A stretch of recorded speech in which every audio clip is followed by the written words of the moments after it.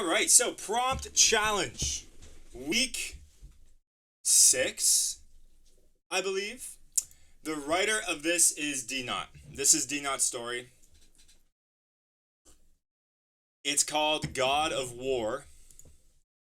And the prompt, if I have pinned in the chat, you guys can see, is they are pretending everything is fine. That's the prompt. 7th. Is it the 7th? Are you sure? Dude, yeah. Yeah. I don't even fish. Alright. Here we go. Good boy, Dooner. Don't look at me like that. Eat your treat. You already ate your treat? Okay. Good boy. Stay. You don't have a ventilator to cool the room down? No, I don't. I should. Should get one. You're just shy of 2 months? What? Are you serious? Alright. That goes crazy. Good boy, Dune. Lie down, buddy. Alright, here we go. God of War by Dylan. Prompt is they are pretending everything is fine. We're kicking it off with a good one. I already know it's going to be a good one. I am winning, Crown. Here we go. God of War. The transport rattled to a halt, its massive doors hissing open to reveal the cavernous hangar. Before him stood the Ares. It stood a towering 15 meters, a stark, angular monument of Martian military might against the rust-colored backdrop. His breath hitched. The machine's primary chassis, a dense weave of titanium alloy plates, gleamed dully under the harsh hangar lights. Each segment overlapping with a precision that spoke of brutal efficiency. Scars and scratches, a testament to its rigorous testing, marred the gunmetal sheen. It was a mobile suit, a weapon of terrifying power, and he, Josh Kita, was its pilot. Let's go. Kita, get in! A gruff voice barked. Sergeant Struggo, a veteran with a face etched with the harsh realities of war, gestured towards the Ares' open cockpit. Josh swallowed his fear, his heart hammering against his ribs. He climbed the access ladder, the metal cold and rough beneath his boots. The cockpit, a claustrophobic space within the Ares' broad armored chestplate, awaited. The panoramic viewport, constructed from multiple layers of polarized diamond-hardened glass, offered a wide, unsettling view of the hangar. Inside, the neural interface helmet waited, its cold surface a stark reminder of the imminent fusion of man and machine. He placed it on, and the world dissolved into a cascade of data streams. The Ares stirred, responding to his thoughts. He felt the weight of its powerful reverse-jointed legs, the hydraulic pistons, thick as a grown man's torso, hissing and groaning with each movement. The broad, heavily armored feet, each equipped with retractable tungsten-tipped ground anchors, thudded against the hangar floor. Systems check, Struggo's voice crackled through the comms. Movement test? Josh took a tentative step and moved. The Ares responding with uncanny precision. He clenched a fist, imagining the crushing force it would unleash. The right forearm, equipped with a heavy plasma cannon, its ridged barrel glowing with an internal heat, felt heavy and powerful. The left, a sleek multi-rocket launcher, primed for rapid-fire engagement, hummed with contained energy. Impressive, Kita, Struggo said, a hint of approval in his voice. Now let's see how you handle combat. The simulation began, a chaotic barrage of enemy tanks and drones. Josh fought, the Ares weapons spitting plasma fire. Its movements fluid and deadly. Each impact, each explosion was a jolt through his nervous system, a visceral experience that made him double over in pain. I'm fine, he muttered, his voice a shaky whisper. I'm okay. The simulation ended, the Ares standing amidst the wreckage of its virtual foes. Josh was drenched in sweat, his body trembling, his mind reeling. You have potential, boy, Struggo said, his voice surprisingly gentle. But war is not a simulation. The real war came sooner than he expected. The Earth forces, seemingly out of nowhere, launched a massive offensive, their mobile suits, sleek and agile, pouring through the Martian defenses. Josh, now a frontline soldier, was thrust into the chaos, the Ares his only shield. The battlefield was a nightmare, a swirling vortex of explosions and laser fire. He moved, fired, dodged, the Ares a whirlwind of destruction. He felt the impact of enemy fire, each hit a searing pain. "I'm fine," he repeated, his voice a mantra against the rising tide of fear. "I'm okay." Then it happened. A blur of movement, a flash of light, and the Ares' leg buckled, the hydraulic pistons groaning in protest. He crashed to the ground, the cockpit shaking violently, the panoramic viewport now showing a distorted view. Through the cracked viewport he saw it, an Earth mobile suit, its design alien and sleek. It moved with a grace that was both beautiful and terrifying, its weapons aimed at him. He could see the sleek armor plates that made up its frame, a stark contrast to the Ares' bulky and heavily armored design. Josh forced the Ares to move, every nerve in his body screaming. The neural link blurred the line between him and the machine. Every dented plate, every sparking wire, it was like his own bones were shattering, his own skin splitting open. His breath came in ragged gasps as he pushed the mobile suit upright, his head pounding like a drum. "I'm fine," he muttered, barely hearing his own voice over the alarms blaring in his helmet. "I'm okay." Red warnings flooded his screen, overlapping, stacking on top of each other like a death sentence. Right leg mobility at 32%, stabilizers failing, reactor unstable. He was losing control, but there was no time to stop, no time to think. The Earth mobile suit lunged, fast and precise, its blade catching the light as it came down. Josh barely got the Ares' arm up in time. The impact sent a shockwave of pain through his skull, his whole body locking up as the blade carved deep into the forearm plating. Sparks exploded like a burst artery. He jerked the Ares back, swinging up the plasma cannon. His arms felt like lead, his thoughts slow and foggy, but he pulled the trigger anyway. The shot hit, searing through the enemy's shoulder. The Earth suit staggered, metal glowing molten hot. Josh exhaled a breath, but then his screen lit up again. More warnings. Left stabilizer down, neural feedback overloading. His whole body ached. He could barely feel his hands anymore. "I'm fine," he whispered, his breath shaking. "I'm okay." The enemy pilot recovered fast. Thrusters flared, sending the Earth suit flying straight at him, blazed raised for a killing blow. Josh had seconds, maybe less. The Ares system was fried, his weapon shot, but his right arm still worked. He threw a punch. The Ares' massive fist smashed into the enemy's torso, metal crumpling under the force. The impact sent vibrations through his bones, his ribs tightening, his heartbeat skipping. The enemy staggered, but so did he. The Ares locked up mid-motion, servos groaned, hydraulics burst, spraying oil like blood. He tried to breathe, but the air wouldn't come. Everything was getting distant. His cockpit, the alarms, the battlefield. He could hear voices shouting in his earpiece, calling his name, but they sounded so far away. His fingers twitched, still gripping the controls. His body wasn't cold, not yet, but it was numb. Everything was slipping. He swallowed, tried to push through it, tried to stay awake. "I'm fine," he whispered, one last time. Yo, let's go, dude. What on earth? Josh Kita dies in the Ares in the God of War. That went crazy. What the heck? Let's go, dude. Holy. That was awesome. That was so good. Oh, man.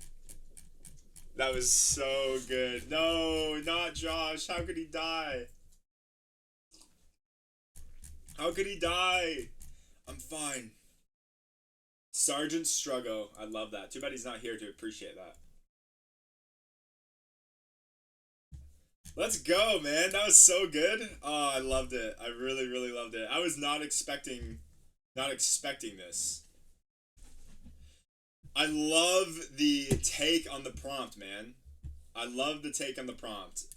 They're pretending everything is fine. I love that it is like, dude, it's so good. First time running Mecha, what? Killed you off? Yeah, he killed me off straight away. I barely survived.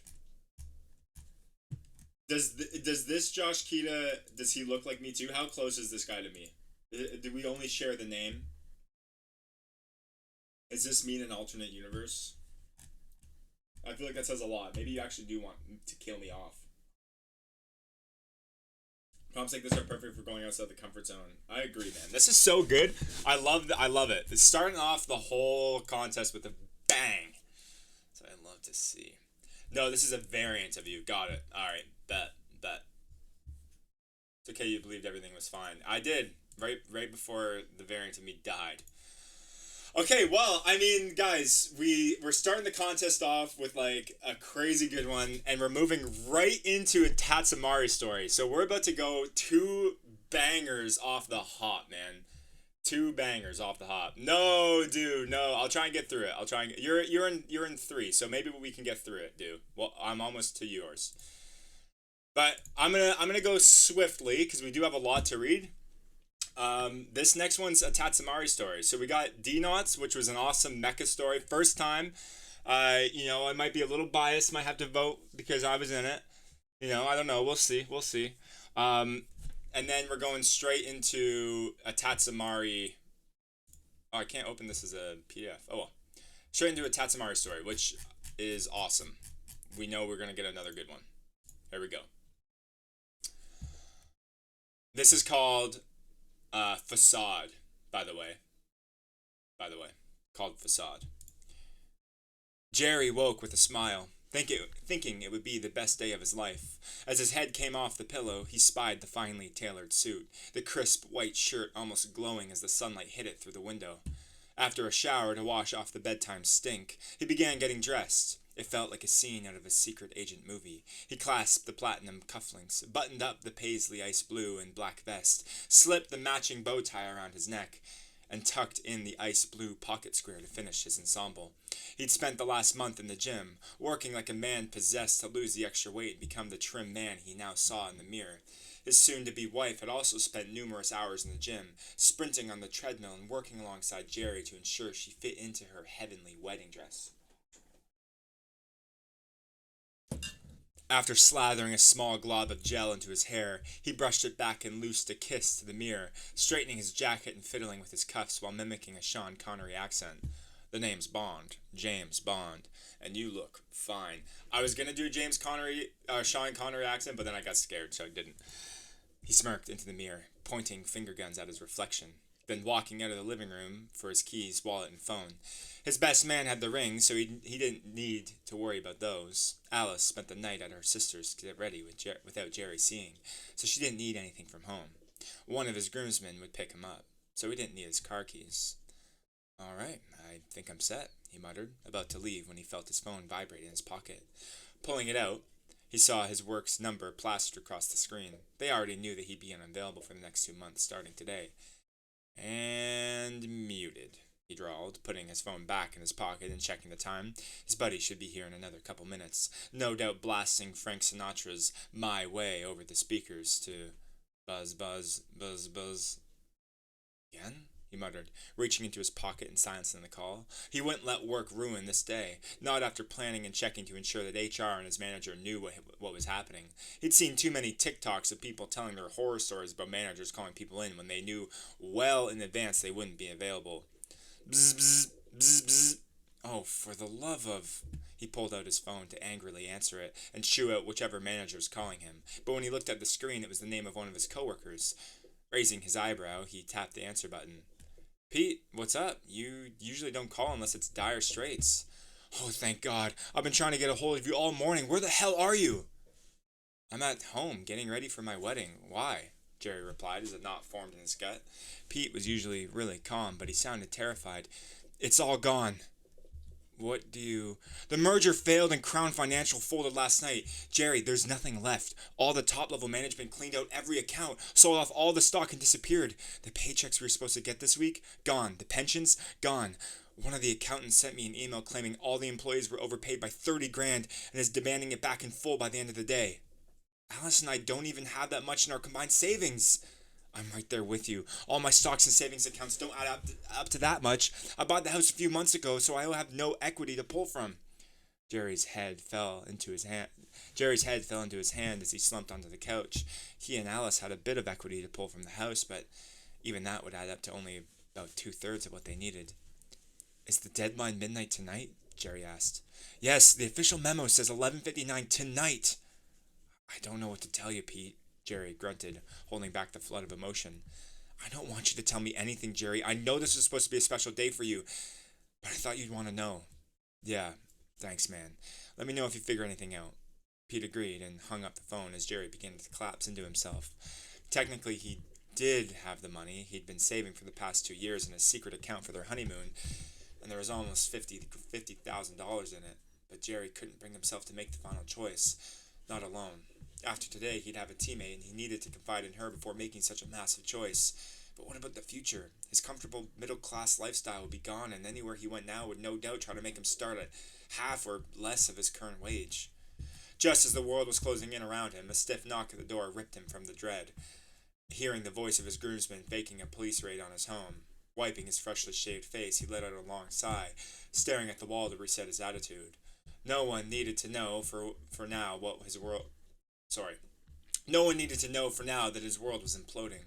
Squaring his shoulders and letting out a hard breath, he went to the door and opened it. With a grand swing and a bright smile, he and the four other friends let out a heartfelt cheer in greeting, all five of them marching to the car, piling in and belting out the words to "My Way" as they headed to the church and Jerry's future. Oh my gosh. That's horrible. That's so sad. What the heck? Damn. Why did it end that way? Because his future's ruined. Jerry's future is just cooked. Jerry doesn't have a future anymore. Everything's gone. The whole company is down. He's got to pay $30,000 back. End of the altar with, "Are you okay?" No. Oh, true. Damn. You owe them nothing, Jerry. You owe them nothing. But not hopeless. He's screwed. Yeah, that's tough. This is really good. True, Brian, true. There was a silver lining. He's having that wedding. He's marrying his wife. Chance for the believers to hold out hope. Very true, very true. Another Tatsumari banger. Facade. I like that a lot. Love the take on it. Great, fantastic. The creativity just like truly shines in these. Tatsumari, as usual, isn't here. He has to work.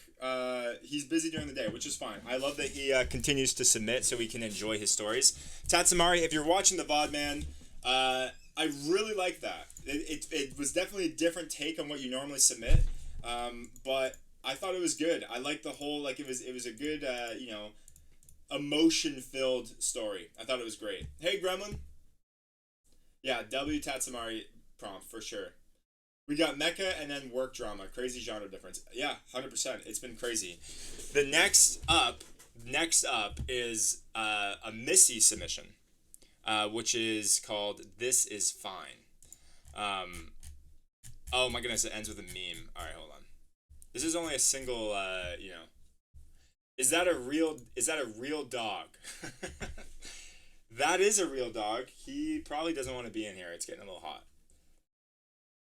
He does, yeah. Isn't he so handsome? You're so handsome, buddy. So handsome, buddy. Missy. Okay, Missy's up. This is only a page long. I'm really excited. All right, here we go. Wait, is this what I think it is? AI dog is actually... AI generated dog. All right, this is fine. This is fine. The barista got my order wrong. I got hazelnut mocha breve, and this is just hazelnut mocha. It still tastes fine. Screaming.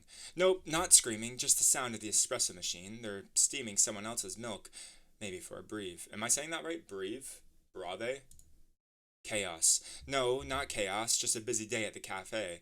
It's 8:30 in the morning on a Monday. This is probably the busiest day of the week. Beve?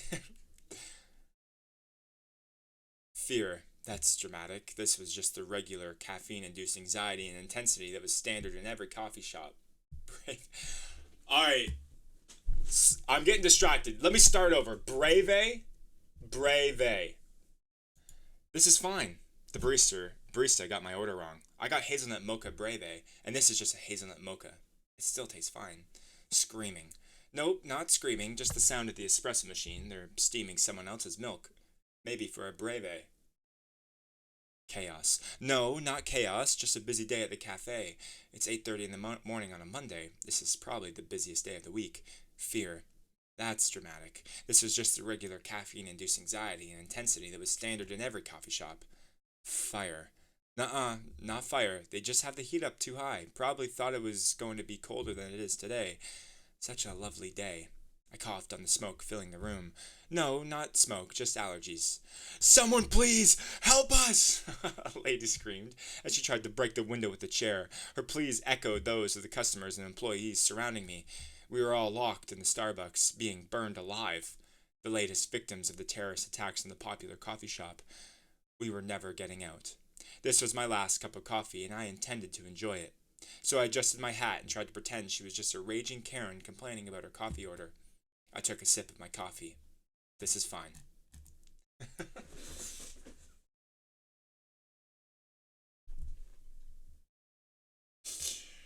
That's really good.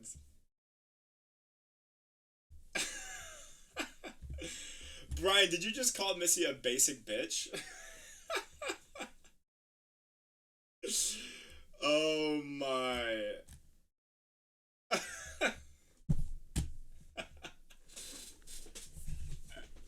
Oh shoot. I really like this a lot. I really do. I like the multimedia. Guys, I said Tatsamari's was so good because he had the multimedia. This is really good, Missy. This is great. I like this a lot. This is fine. Screaming, chaos, fear, fire. No, this is so good. Short and sweet. I agree. Short and sweet. This is fine. I love it. I love the meme. Everything about it is very good. It's a fun little story. Okay, well, I mean, I got nothing else to say about Missy's great submission as always, Missy. Missy won last week's actually, so that was the reigning champion's submission. That was the champion of week 5, I get, or week 6, whatever we're on. Read. So good job, Missy. I really like that. It's very entertaining. I'm just rushing a little bit just because Dew said he's got to go, and I do want to read his submission since he's a newbie. So I'm gonna continue on, but I really liked your story. I thought it was great. Moving on. This is called The Lumberjack and the Arborist. Alright, since you're a newbie, I got. Okay, no, this is definitely gonna be fine. Okay, I was gonna check for the word count. I trust you. I trust you. Oh no, Brian, we were so close, dude. Oh wait, no, you're way down there. Never mind. Maybe you'll be back in time. Maybe you'll be back in time. I'll slow her down a little bit now. All right, sounds good. Sounds good. I would definitely try and enjoy my last coffee. Although I think I would try and break out the window. Don't you get like? I feel like I'd break the window or like something. I think I would get out. I would not just sit there and drink my coffee. I would panic for sure. I agree. I would be like, I'd be hurling my body into the window. Like, I'm not just dying. I'm not burning alive. Honestly, no, I'd try and kill myself maybe. Burning alive? Burning alive is horrible. Is actually horrible. If you actually think about it, no way you can sit there and drink your coffee while you burn alive. I would, yeah. Like how you break into cars to spark plug. Oh, you think so? I'm at the back like you guys are doing great. You got this. I feel like they would die from smoke inhalation first. That's true. I would hope so. I would hope you die from smoke inhalation. I don't know. I would get out. I'm just kind of built different though. So I don't know about you guys. I would easily get out. No problem. Burning alive sounds like the most painful death. Yeah. I think it is. You're built different. You're built. Yes, I'm built more different than this dude. Yes, I am. I would simply walk out. As it like you couldn't hold me in there. If I was there, it wouldn't have happened in the first place. Remember when Mark Wahlberg said that about 9/11? If I was on the plane, it wouldn't have happened. Oh, It's one of my favorite quotes. It's one of my favorite quotes. You didn't know he said that? Mark Wahlberg said that about 9/11. I'm pretty sure. Wait, now I gotta fact check. Hold on. Did Mark Wahlberg say 9/11 when it happened? Yeah, he did. He did say that. He did say that. He said if I was on the plane, it wouldn't have happened. Crazy thing to say. Crazy thing to say, you know? I would simply tell the flame, hey man, calm down, and would obey my every command. Agreed, dude. You would have the aura to do that for sure. Alright, sorry, I'm getting distracted. I'm moving back to Dew's story. He's got to go and dog sit, and I want to read it. The lumberjack and the arborist. So, yeah, my final thought is just like Mark Wahlberg would stop 9/11, I would stop the flames. True. Very true. I'd just open the door. I would unlock it. Like it would sense me coming, and the lock would turn before I even get there. Like the pressure of my aura would unlock the door. Mark Wahlberg was also involved in a race crime. Mark Wahlberg, he sucks. Am I right, guys? Let's just go back to simpler times when he was a Calvin Klein underwear model. When he had his Calvin Klein ad. Back then, when there wasn't anything wrong in the world. You know, no, we didn't have to worry about like the tariff war. You know, just Marky Mark and the Calvin Klein underwear. When he was younger, he blinded an old Asian dude in the eye. Oh, all right. Well, Marky Mark, he sucks. I would make the time stop and walk out. True.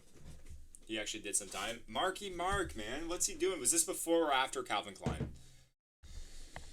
Oh, please tell me after, because then my whole bit falls apart. But he didn't serve his full sentence, because he's a celebrity. This was before? Dang. So he redeemed himself.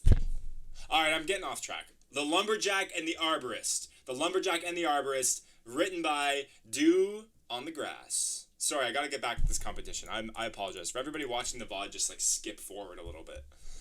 For Tatsumari's shaking his head as he's watching this video right now. Alright. Here we go. Spring came and went, unfurling budding leaves as it passed. The untouched blades of the grass chafed at a lonely lumberjack's morale as he trudged up the path to his cabin. The cabin itself was a weathered, rough-hewn thing which squatted in the center of the glade he chose to call home. It mocked his attempts at serenity, surrounded by an endless forest of tight-packed, knotted, lifeless trees. He could not bear to be here any more. The midsummer sun promised him further days exactly like this one. The forest still promised an ending. So he went. A lumberjack entered an endless forest and came out the other side. Before him was no longer a dense gnarl of bark and branch, but a tidy grid of maturing saplings, planted one in front of the next. Intrigued, the lumberjack laid down his felling axe and began to walk past tree after tree, marveling at their uniform trunks beneath quickly reddening boughs. Boofs. How do you say that word? A strikingly thin man crossed his path, toting a cumbersome wheelbarrow of mulched dirt and wood, and the lumberjack called to him. The arborist turned with a gentle smile that stopped the lumberjack in his tracks. Surprised by his own timidity, he stammered out a question. The arborist informed him that yes, it was his orchard, and would the lumberjack care to take this wheelbarrow from him? A meal would gratefully follow. Oh, they were fast friends, the lumberjack and the arborist. He leapt to assist the thin man without question. With the arborist by his side, he trod a tentative path through the glade toward a chimney in the near distance. The chimney was quite eager to be found, a tall, orderly brickwork, reflecting bright its ruddy autumn glow despite the sea of summer treetops. So, too, did they glow, awash in the setting sun at their backs. He thanked the arborist for the meal, as they tended to the dishes, and again on the doorstep as he bade the stranger farewell. After a short eternity, he turned away from the house to cross back into the woods. He stopped only once, as the half-moon at last peeked through the matted branches above. There is comfort here, he thought, and the thought surprised him amidst the twisted, blackened trunk so familiar. When he reached the glade, the lumberjack took his felling axe and split himself some firewood for the evening. He slept soundly that night, knowing at last that he had a home to return to. And so they whiled away the weeks and months, growing and gathering side by side, and the lumberjack developed a special fondness for the man. One day, the lumberjack passed the tallest tree of the orchard and noticed something rather strange. He stopped beneath slowly crumbling leaves and stared up at its wide trunk. The arborist appeared behind him and asked what caught his eye. Unable to admit that what had caught his eye was the arborist himself, the lumberjack instead hurriedly directed his attention to the curious tree, split right down the middle. The man replied with a coughing laugh that sent ripples through his ill-fitted flannel. He explained to his companion that no, this tree had not been struck down by the heavens. It had simply overgrown itself, and the old dead bark had slowly come apart as the pressure of growth divided the husk in two. "Is it dead?" the lumberjack asked. "Goodness, no. It has merely lapsed in its restraint. Do not fault it for outpacing itself. It meant well." Returning home, the lumberjack took his felling axe and split himself some firewood for the evening. The lumberjack and the ever-thinning arborist whiled away the weeks and months together, but as quickly as their friendship grew, the lumberjack's restraint never lapsed. Do not fault him for this either. He meant well. It was slowly atop that once split tree that a bifurcation emerged, a moment of indecision within, which had divided its upward growth into twin, budding trunks, developing faster every week, the phenomenon that had still taken many months to make itself known. The arborist was elated. "So what?" the lumberjack asked him over dinner. The fireplace was well fed for the last blizzard of the season, and the chimney stood bitterly to spite the cold. The arborist laughed at the question, but the lumberjack persisted. "After all," he continued, "it wasn't as if the arborist suddenly had two trees where one once stood." "No," the arborist admitted, "it was only one tree, but would no longer have to grow alone." The lumberjack had no response to this, and so he went home, took his felling axe, and split himself some firewood for the evening. They whiled away the thawing weeks, thinking and breathing far apart, and the lumberjack grew ever closer to confession, until at last he marched through the gnarled forest, through the orchard, past the bifurcated tree, through the arborist's front door, and found him dead on the kitchen floor. There was no struggle. There was no pulse. He buried his love beneath that tree, the monumental curiosity, the arborist's pride and joy. He stared up at the pairs of budding leaves suspended above its solid trunk. The lumberjack took his felling axe and split himself right down the middle. Now he would never grow lonely again. Oh my goodness. Oh my. Wow. This was very, very poetic. But I fear my brain might be too smooth. I don't. What is it? What's the metaphor? You have to explain it to me. I really liked it. The writing felt smooth. I'm trying to understand.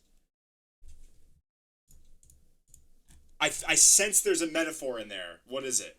Loneliness? Who's the arborist?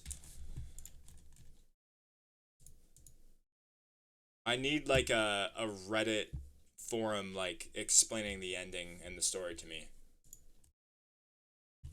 This is too smart for me, I think. Terminal illness and gay repression. Okay. Okay. This was slightly too smart for me. I'm not gonna. I tried. I really tried. The moment I started reading it, and you had this all like very smartly configured, I knew there was gonna be this like complex metaphor. The arborist is a figment of the story. Okay, yeah, I got that. What am I missing? What's happening? The arborist was thinning. There was a clear connection. So is the arborist real?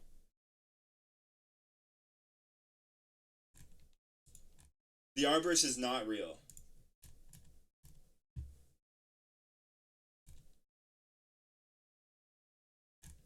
I'm sorry. I'm sorry. I want to understand. I know. I'm being stupid. I just sense there's a deeper meaning here that I'm not connecting with, and I want to know it. I'm missing a dialogue somewhere, but I don't know where. Oh, really?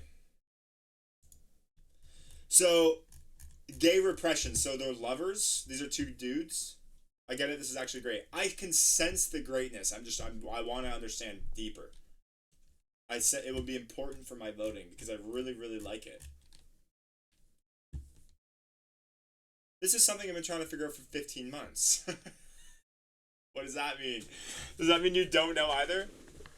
The first sentence in the last paragraph is very poetic. Let me see this. He buried his love beneath that tree, the monumental curiosity, the arbor's pride and joy.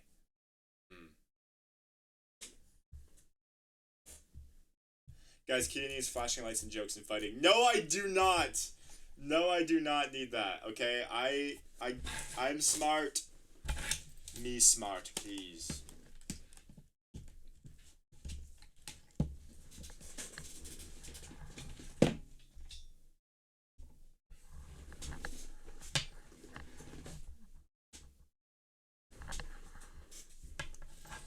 I like the right down the middle. I do like that. Okay, so hold on. Can you explain it? Is the arborist a real individual, or is the lumberjack just imagined him, or are they both not real? Is the whole thing a metaphor? Is the lumberjack the one with the mental illness? Sorry, not mental illness. Wow. That's not what I meant. Terminal illness. Right down the middle, in the middle tickles my brain. I agree. I do like that part. Junior, you're all right, buddy? You all right, June? What's up? Wanna go out? It's getting a little hot in here. That's not, guys. That is not at all what I meant. Now he would never grow lonely again as the only light at the end of the tunnel, a choice to end and begin anew with another. Yeah, I totally get that part. I legitimately, that part I get. So him and the lumberjack, like, the arborist died, so the lumberjack essentially kills himself so they can be together again.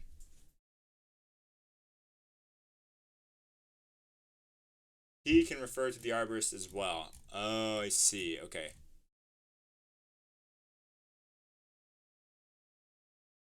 So,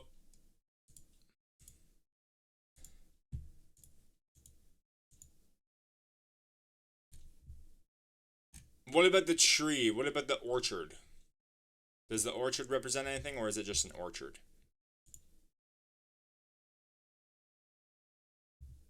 You see the updated submission I did? I ended up going through doing a pass through. I did not see it yet. No, I did see that you submitted something, but I haven't had a chance to read. If there was no mention in chat about mental illness, I would have thought the arborist was an internal struggle of his gay repression, and when he decides to embrace it, he also feels like he's too late and just accepts the fact.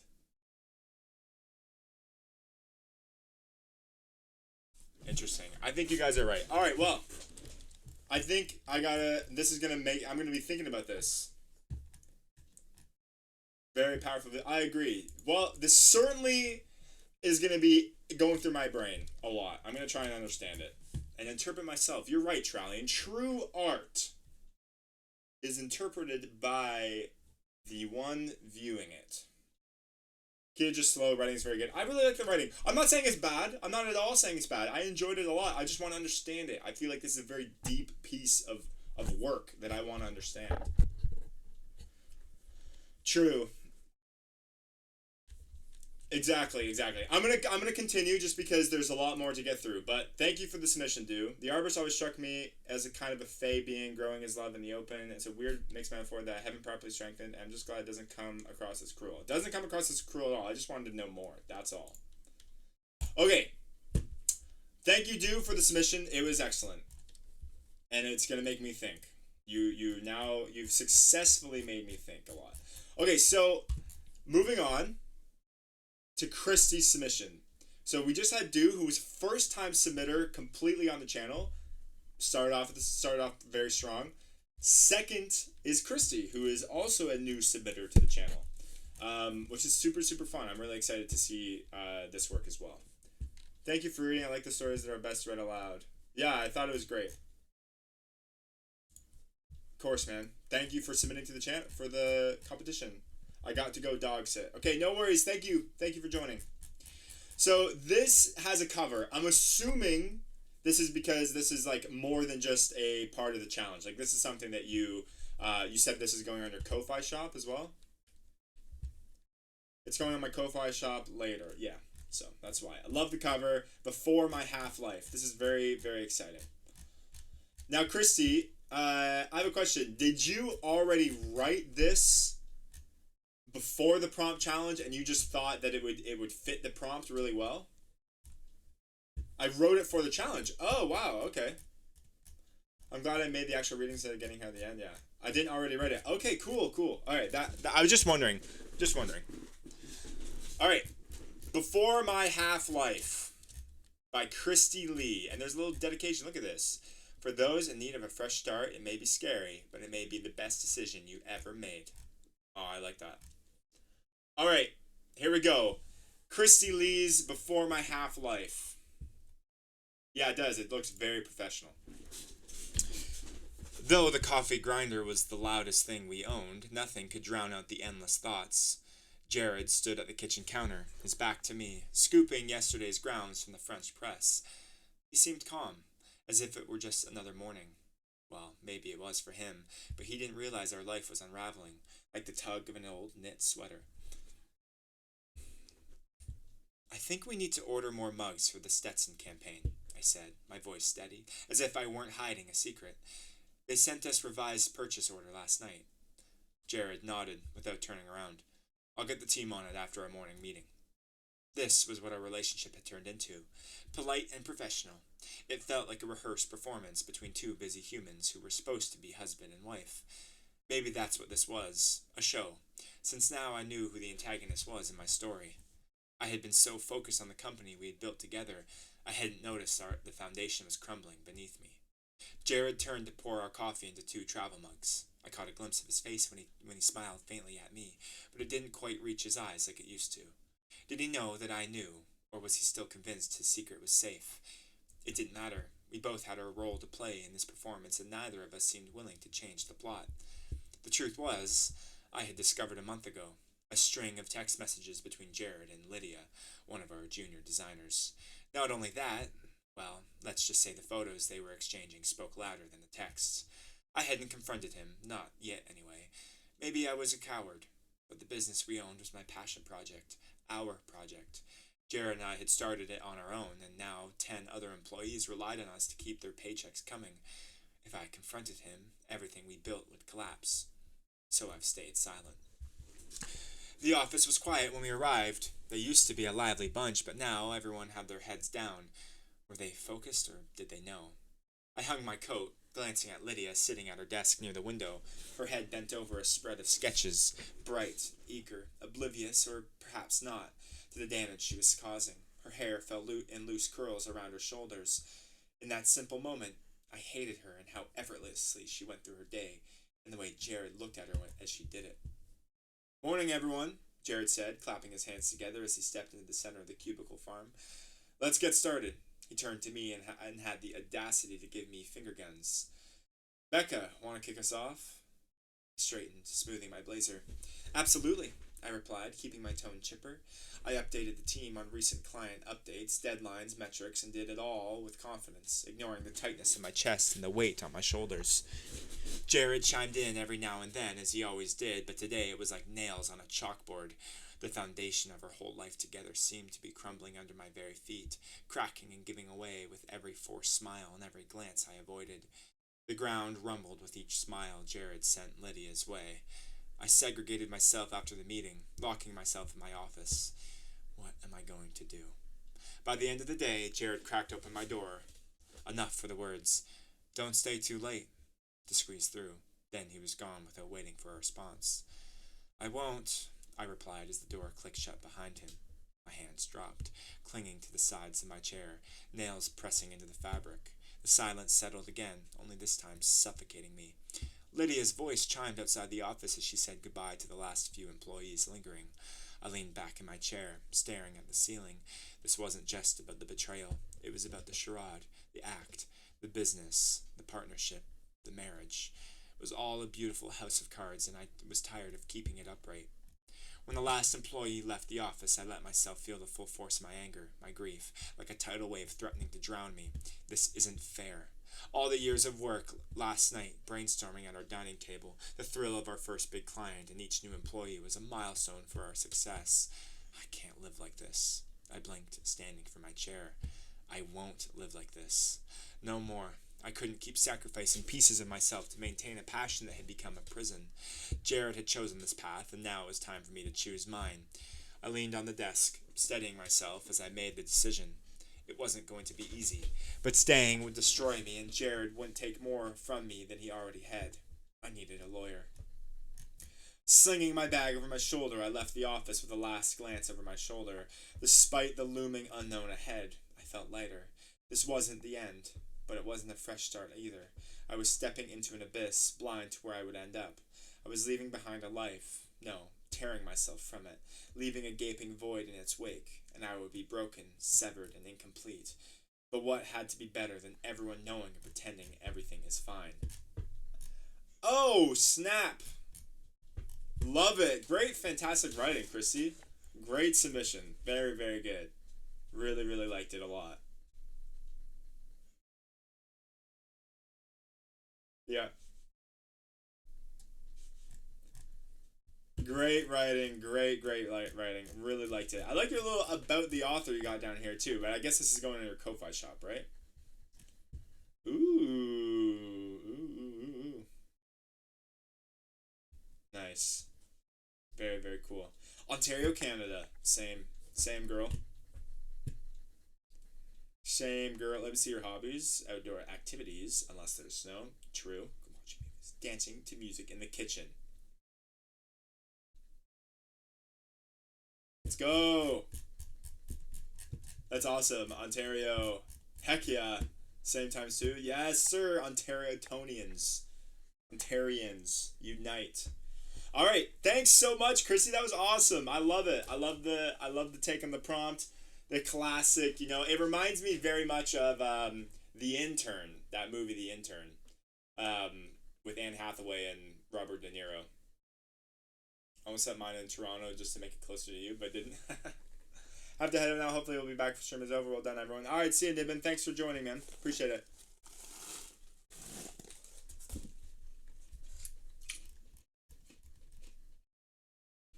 I haven't seen it. It's on my list. It's really good. It's really, really good. I recommend. I very much enjoy it.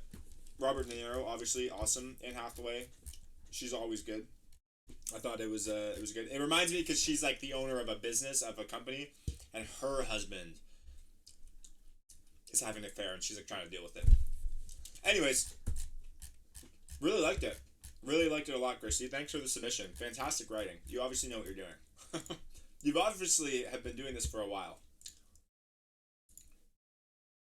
Okay, so we have had banger after banger after banger after banger after banger. Holy crap! 5 goated submissions in a row. You guys are too good at what you do. You guys are way too good at what you do. I love it. Yeah, good take on the prompt. Love it. Classic. And I love that it ends with her going, I'm not gonna let this ruin my life. I'm not gonna let it ruin my life. I love it. I love that it ends in a good note instead of her pretending that everything is fine. Because I was a little worried. I was a little worried that was the way you're gonna take it. That she's gonna be like, I gotta do this. This is my passion. But no, stand up to Jared the creep.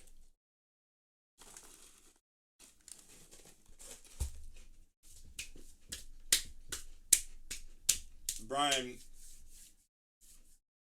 it's okay, Brian. You can still vote.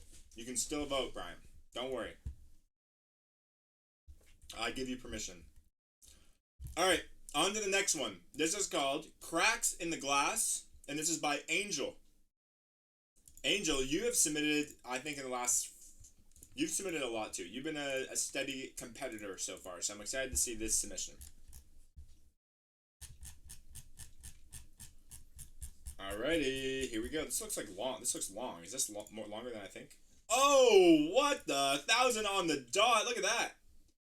Holy Angel, how did you got 1,000 on the dot? How did you manage to do that? Did you just write? Did you just like add a couple words at the end to make sure? Let's go, Angel. 1,000 on the dot is crazy. All right, here we go. Yeah, that is wild. I do. Tomorrow I'll be writing all day. Let's go. Okay. All right, here we go. Cracks in the glass. The wine glasses clinked, laughter ringing through the Caldwell house like an echo of a life that wasn't real. Marissa Caldwell smiled as her husband, Elliot, spun another charming story for their dinner guests. His voice was effortless, like a man with nothing to hide, like a man who hadn't come home last week, covered in blood. She pressed her fingers into the stem of her glass, forcing herself to exhale when everyone else did. The wine was sharp on her tongue, bitter despite its expansive label. Across the table, her best friend, Grace Holloway, caught her eye. Marissa looked away too quickly. "Another toast," Elliot declared, raising his glass. "To old friends and fresh memories." "To old friends and new memories," the others echoed. Marissa barely swallowed down the lump in her throat. Fresh memories, as if the ones from last week did not haunt her, the ones Elliot swore her mind had to bury. "Don't ask questions," he had said, eyes dark and unrelenting. "You love me, don't you?" She had nodded. What else could she do?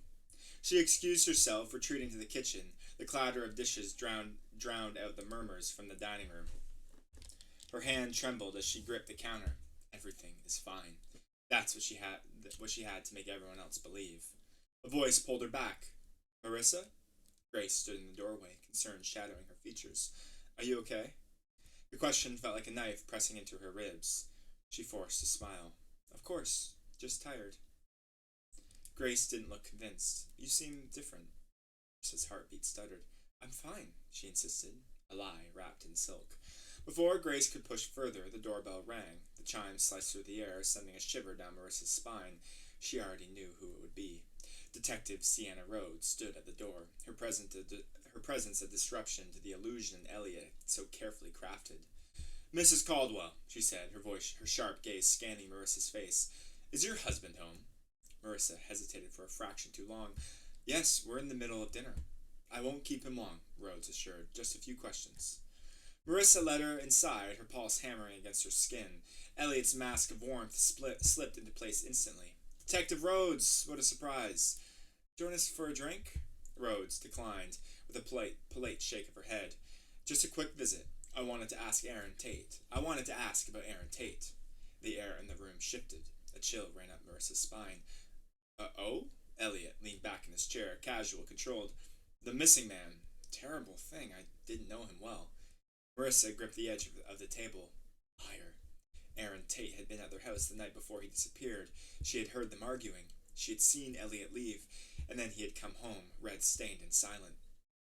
"We believe you were one of the last people to see him," Rhodes continued. "A neighbor reported hearing raised voices." Elliot chuckled, shaking his head. "Detective, I talked to too many people. I'm sure someone could misinterpret a conversation." Rhodes tilted her head, studying him, then her gaze flicked to Marissa.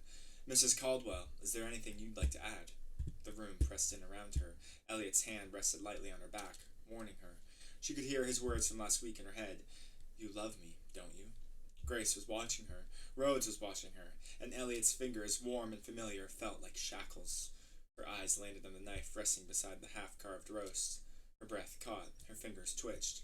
For the first time in days, she thought about something other than pretending. She thought about freedom. Slowly, deliberately, she reached for the knife. Elliot's grip on her back tightened. "Darling, why don't you get the detective some coffee?" Marissa wrapped her fingers around the handle.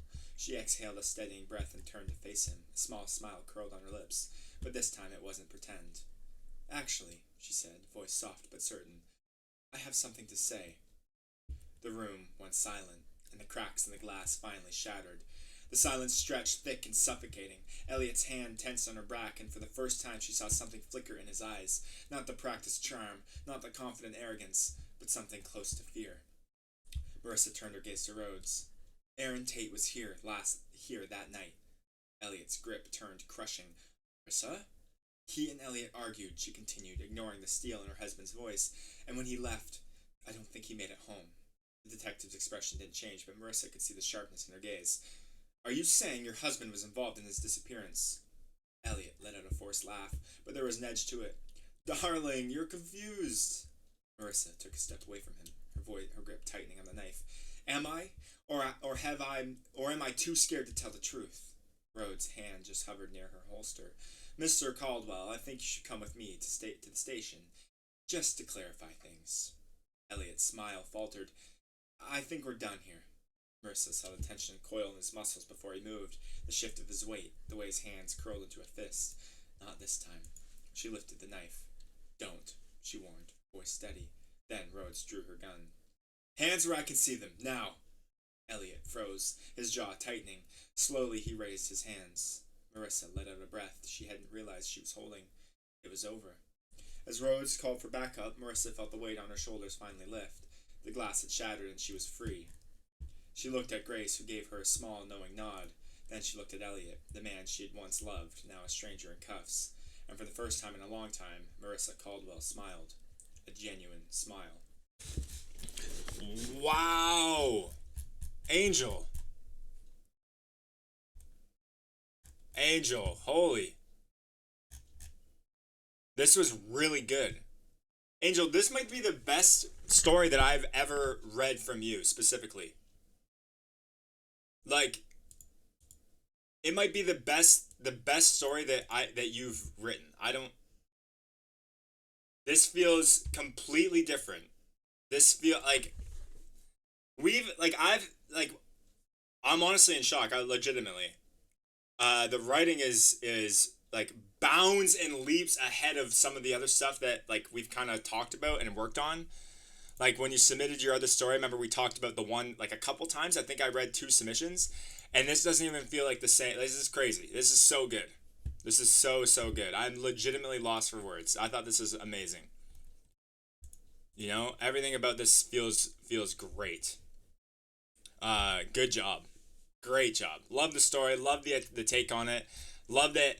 You know what I like about this one? The same reason what I like about this that I liked about Christie's is that at the end, because the prompt is they're pretending everything is fine, but at the end, just like the girl from Christie's story, Brenda maybe, I don't know, they turn on their husbands at the last second. I love it. I love it that they're not pretending it's fine, that they out them. Suck it, Jared and Elliot. Becca and Marissa. Girl power. Yeah, suck it, Elliot and Jared. I thought this was great. I loved it. Angel, I'm very impressed. I'm genuinely impressed. Good job. Good job. Holy. Wish I was here for the whole thing. Love me some strong fur males. Agreed. Love some solid fur males. All right. Yeah, other than just saying how great this improvement is, I got nothing else to really say. I've really enjoyed this. I thought it was great. Great take on the prompt. Good job. And you got this dead on. Guys, this is dead on 1,000 words. I don't know how you managed to do that, but good for you. Bang on. Love it. Okay, Cracks in the Glass by Angel Faye. A banger. Holy crap, guys. Good banger. Now it's up to Struggo. Can we keep the streak going? The streak of good stories going. Is it possible?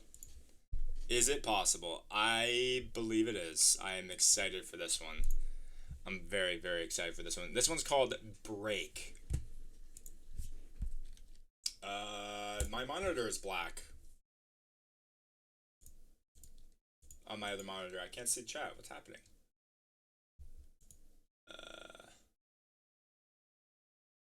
No, this monitor's fine. My second monitor just shut off. Hold on 1 second. I can't see you guys. It flickered, and I could see Brian's chat, and then now it's gone again. 1 second.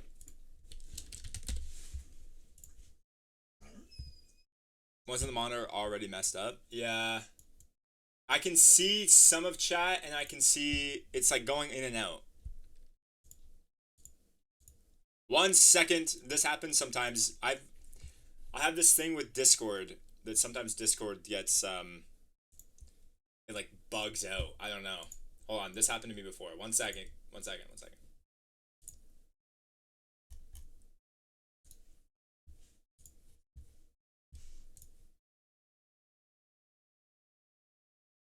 Sorry, I apologize for the break in the reads. 1 second, guys.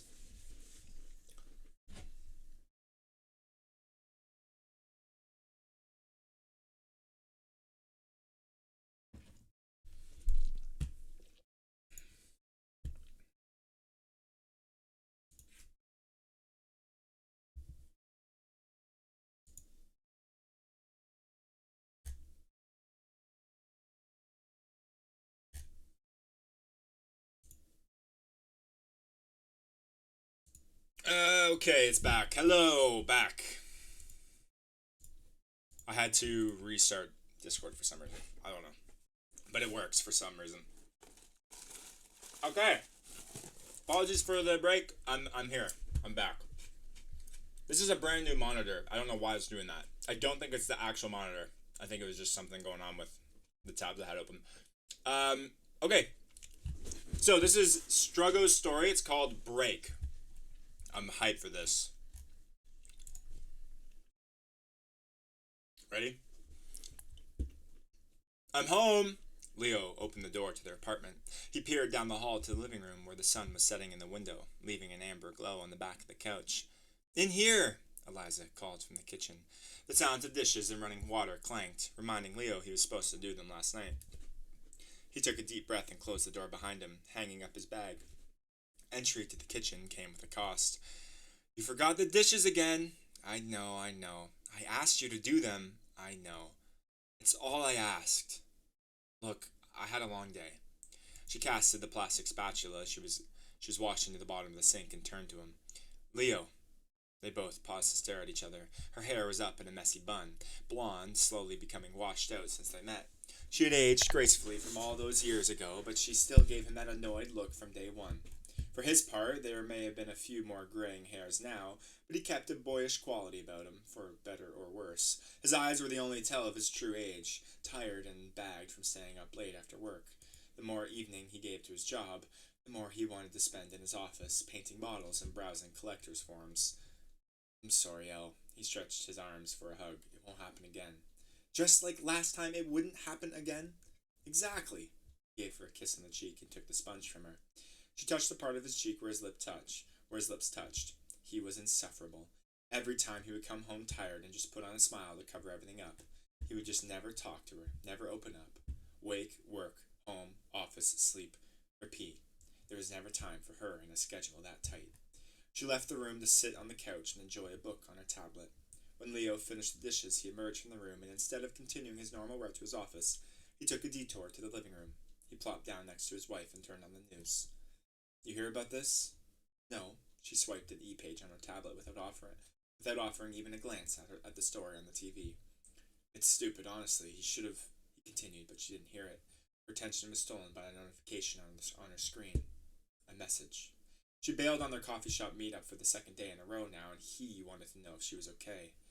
Of course, nothing happened or anything. She would never do that to Leo. But then again, she felt like it was wrong to keep meeting up while Leo was at work. Working from home had its perks, but it's healthy to meet up with your coworkers, right? She noticed Leo had stopped talking and was looking at her. Did he see the message? You weren't listening again, were you? No, I was. Oh, really? What did I say? It was something about the commissioner's, Leo sighed and looked at the space on the cushion between them. It's fine, hon. He leaned in and kissed her cheek again before getting up and turning off the TV. Where are you going? Office. Don't worry, I won't be long. Hugh calmly walked to the office and closed the door behind him. He sat at his desk and logged into the computer, pausing after opening the browser. He didn't have anything he wanted to do on the computer, but this always happened. She never seemed to care about the same things he cared about. If it didn't have to do with genetic mumbo jumbo from her work or romance novels, she wasn't interested. Sure, it paid for their nice apartment and the comforts they enjoy, but that didn't matter if it felt like they were just living separate lives together. Two parallel lines moving through space, close but never meeting. She thought he didn't see the message from Jerry. Jared, oh wow, I thought there was some crazy crossover happening. She thought he didn't see the message from Jerry. Missed you today? He didn't want to go through her phone. They were long past that point in the relationship, he thought. He stared at the Google welcome screen a moment longer before entering a search. How do I know if my wife is cheating on me? Later that evening, Leo joined Eliza in bed. The lamp was still on and she was still reading. Hey, hun, he said to her, climbing under the covers. It's already late, Leo. I know, I know. You said you wouldn't be long. I know, I'm sorry. He leaned over to give her a kiss. He was pretty sure she was at the same part of the book as before. Either way, she was absorbed in it, lost in the words, she always said. So much so he knew she wouldn't have seen the redness of his eyes. He bundled up and turned away in bed. A ding rang from her tablet. Another message. He rolled over to face her. Elle. She didn't turn to him. Yes? Elle, he insisted. She huffed and set her tablet down to half turn to him. Yes? I have a question I want to ask you. She turned to him to see his eyes, but he also saw hers. Red, sore, wet. They both locked in a stare as tears flowed. They knew what the question was. All these emotions and quiet problems had come to a head. The question lingered with them every day, hid behind corners and swept under the rug. A quiet, nagging single line of inquiry that finally found a crack in the foundation. It wiggled. It seeped through. It found a way out and made it itself real. Finally. Do you still want to be with me?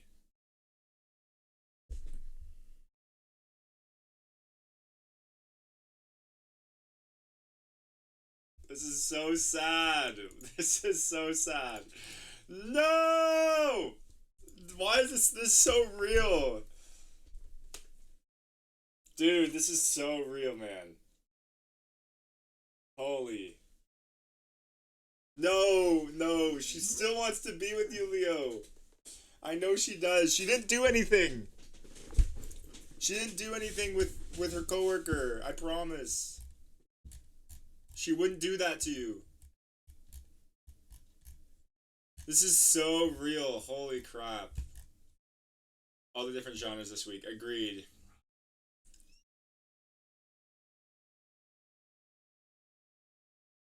Ah, man. This is just way too real.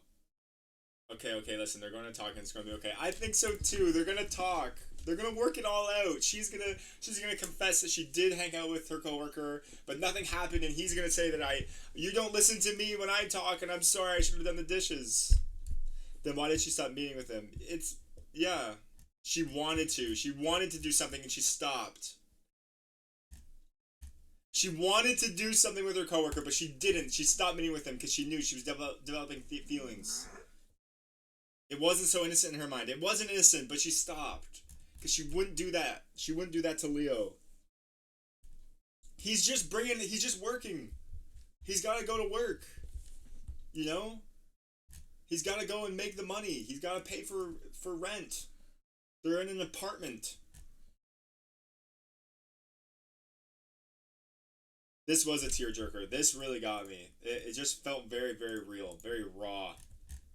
I don't like that he was crying. No, no, no. Why do I feel like it? I had the same feeling that I had when I first saw my dad cry. You know, when you see your dad cry for the first time, you're just like you're so heartbroken. Like I don't like that he was crying. He wants to. They love each other. They want to be. They want to be together. They just gotta talk it through. He was focused on too much work, and he should have done the dishes. He's got to do the dishes, man. Uh, this makes me. I feel like I need to text my wife. I'm gonna text my wife right now. I'm texting Mikela.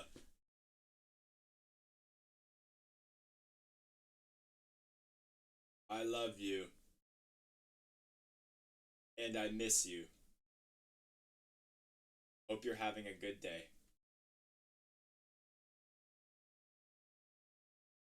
Heart emoji.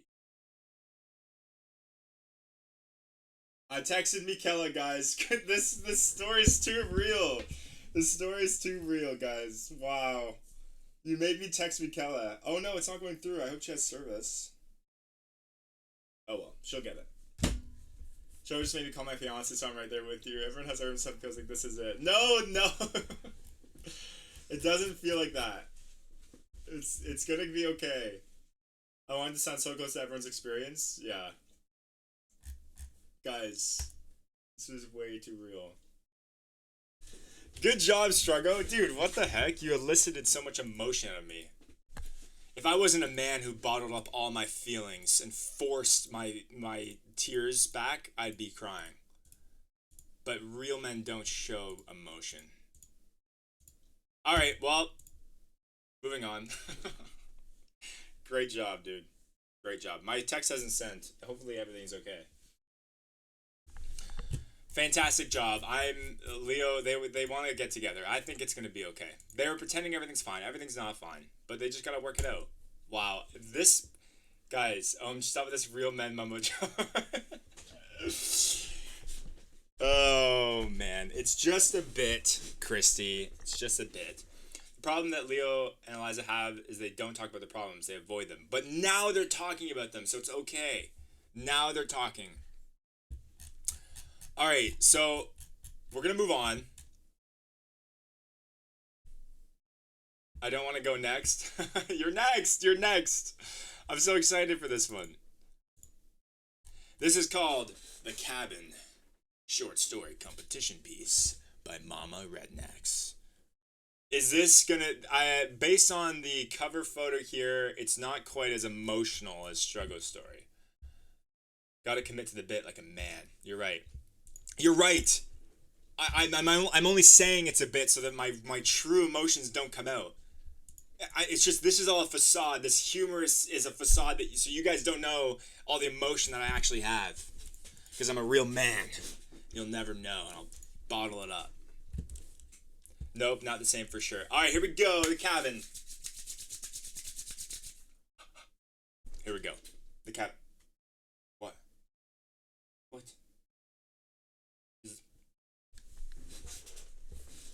Good boy. Good boy. He's desperately pleading for help internally. Let me out. Let me out. I'm trapped in my garage. Have you guys seen that Rick and Morty episode when he's like a little kid and he does the little Rick, tiny Rick's dance? Let me out. Let me out. I'm trapped in my garage. Is that a reference that anyone understands or is it just me? Because it's really funny if you understand the reference. That what I just did there. This is not a dance. Yeah, okay, thanks. Thank goodness I'm not the only one. All right, here we go. The cabin. Mama Rednecks. Poor Valerie. Dev has to spell her name every time. True. True. Oh, come on, Valerie. I didn't mean it.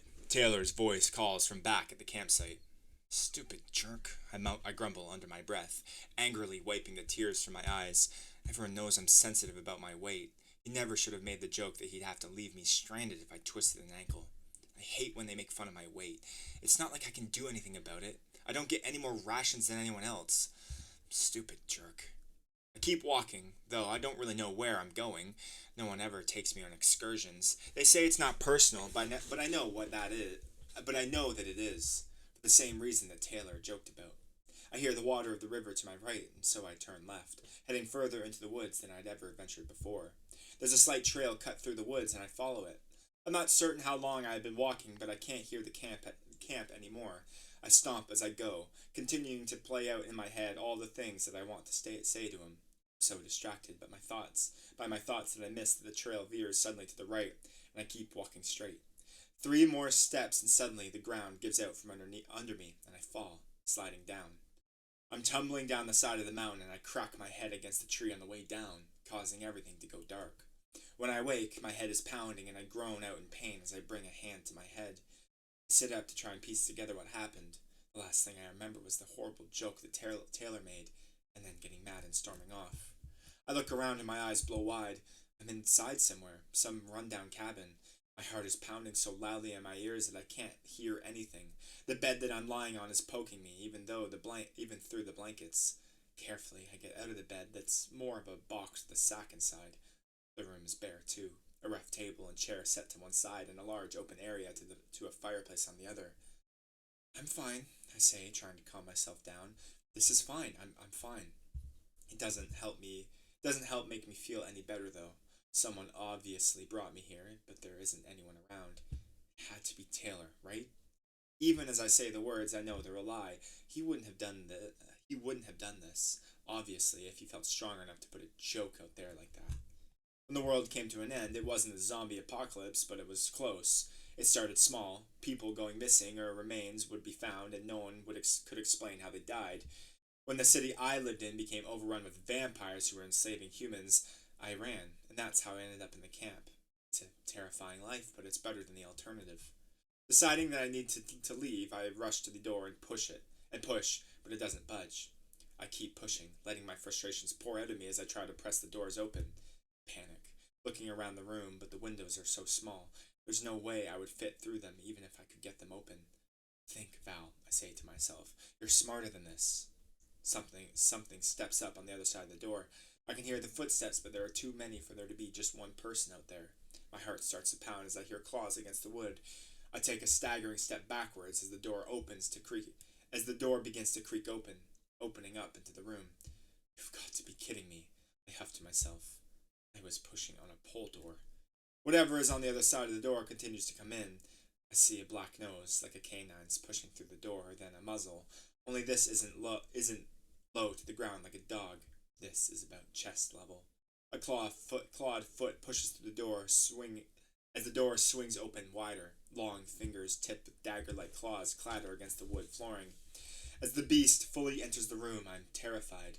This has to be a dream. I'm going to wake up and everything's going to be fine. I tell myself, even as I scatter further into the room, my back pressing against the wall.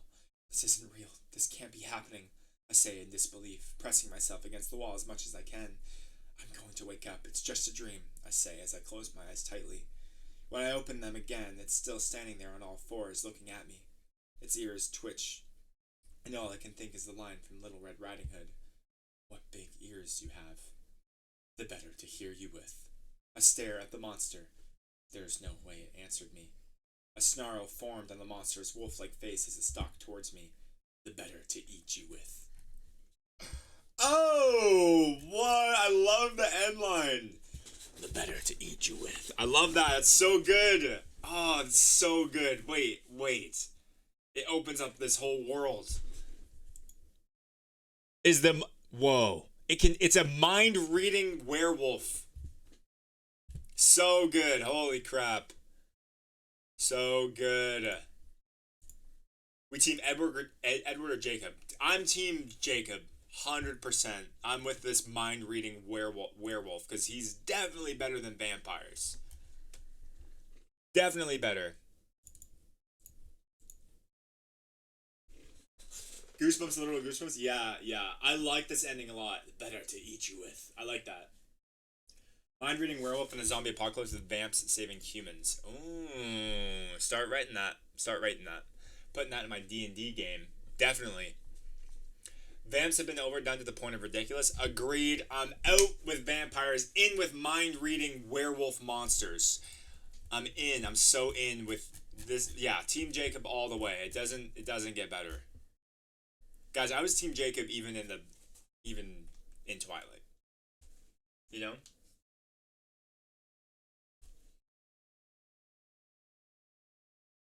No, I think that's what was written. I remember vamps saving humans earlier in the story.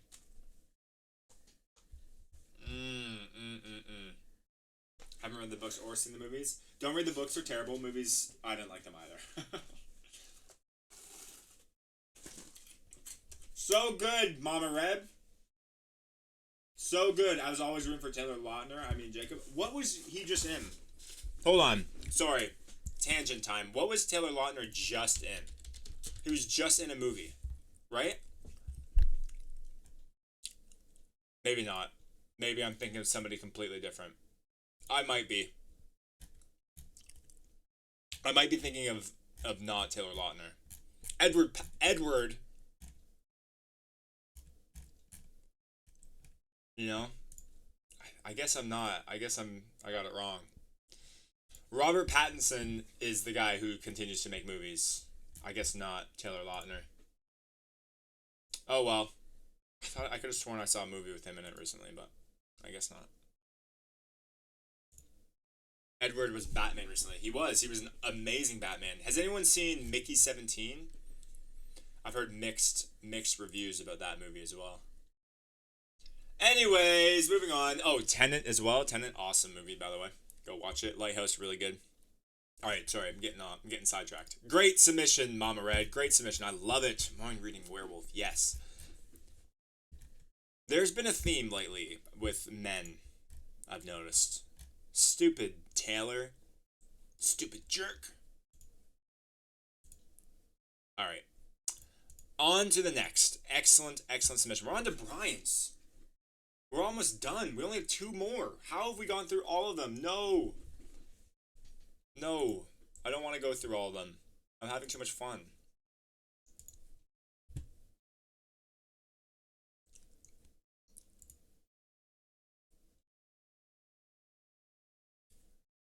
I started this at 10:30 this morning. Oh shoot, really? I heard about Mickey 17, the director of Parasite did it. Yeah, he did. I've heard mixed things. I know it's a satire, political commentary, or societal commentary on Trump. Apparently, on Republicans. I'm not too sure. I don't actually know. I've heard some things that it's like super wild but really good, and super wild but like bad and confusing. So like I don't know. Anyways, here we go. That sounds made up. It does. I'm pretty sure.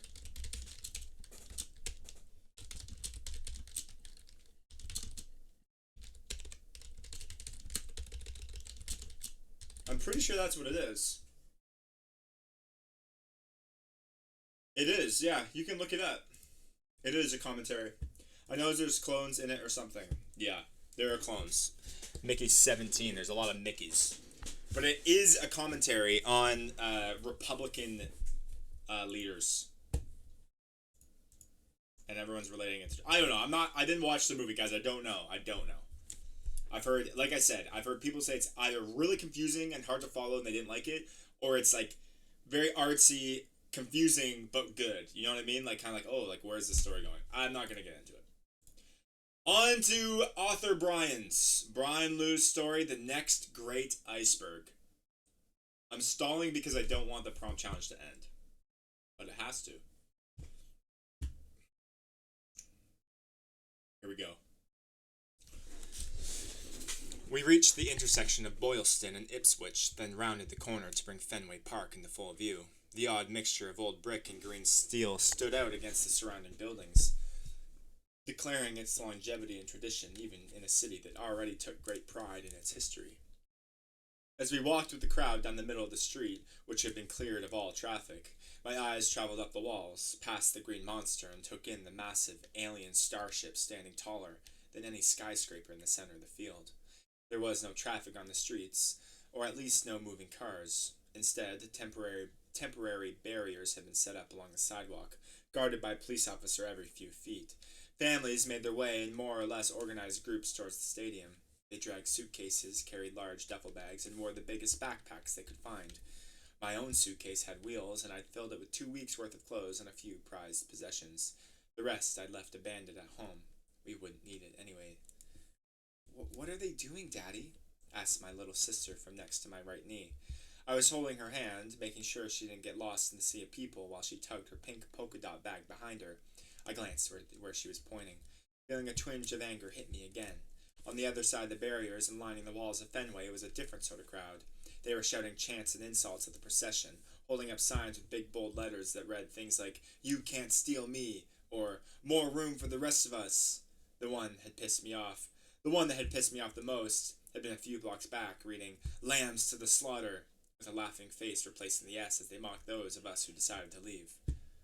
"They're pretending everything's fine," my dad grumbled, glaring at the protesters and taking Alyssa's other hand. "Why?" she asked. "Because there's..." Sorry, Dune's having a nightmare. Hey. Hi, buddy. Hey. Hey. Dune. Hi, buddy. It's okay. It's okay. It's okay. Good boy. Sorry. "They're pretending everything's fine," my dad grumbled, glaring at the protesters and taking Alyssa's other hand. "Why?" she asked. "Because they're scared of being wrong," he said, though he'd explained it to me differently last night. He'd explained that no matter how many facts are checked, confirmed, and shared all over the world, even in a crisis like this, there's always groups who do some fact-checking of their own. People had thought the Titanic was unsinkable, and some on board didn't believe it was going down until it was too late. And now the same thing was happening for the Earth, with the aliens giving us lifeboats. Hey, shouted a protester who didn't believe that. You're all gonna be fish food if you idiots. They're just waiting all nice and polite, then they'll harvest you.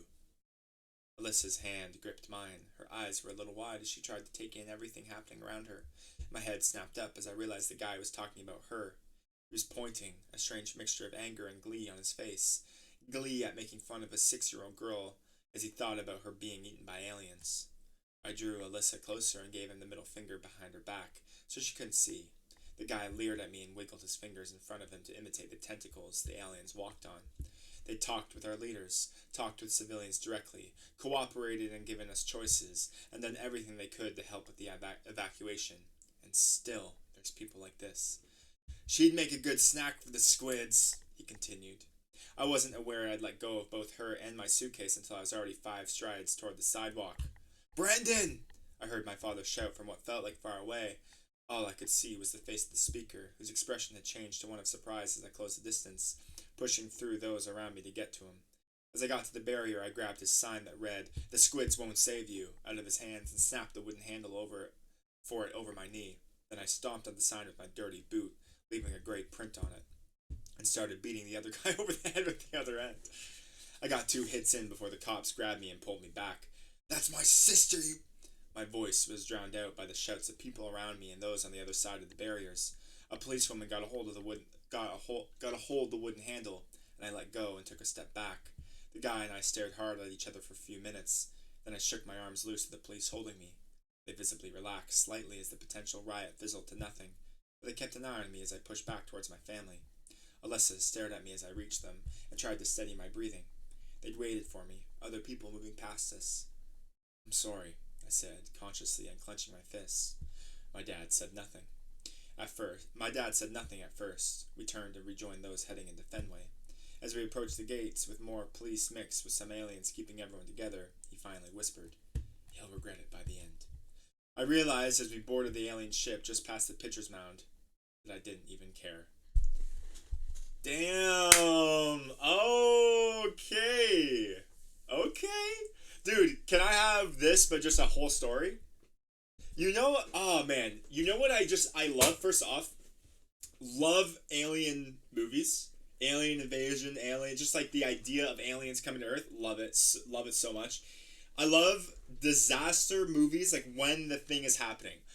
I don't know why, but one of my favorite things about stories like this specifically is the collapse of humanity. Is like how people react to like if a starship is there, an alien spaceship, or like in Independence Day, like the idea of the crumbling in zombie apocalypse movies. Like I love the scenes when everything's fine, but the first zombie happens. Like I don't know. I love the transition from the humans into like what's gonna happen, like normal society to what's happening. And this just gives me such like those vibes, like people making their way as whatever's about to happen in the world happens. There's something that really like just tickles my brain, like gives like scratches that itch in my brain about this story that I really like. Inciting event, yeah. An Arrival, yes. One of my favorite movies of all time is District 9. Great movie. Favorite was Tomorrow War. Tomorrow War is so good. There's just something so great about. I don't know why. I just like the chaos. District 9 has a mech in it. It does have a mech in it. Anyways, I love this. I want this as a whole story. Can you keep going? I was like good guy aliens. Yeah, good guy aliens. I like that. I want good guy aliens. I want the people. I want the world collapsing and people scrambling, the aliens helping them, and these stupid people dying.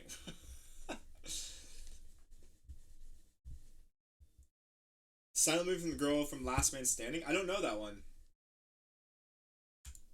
I don't think I know that.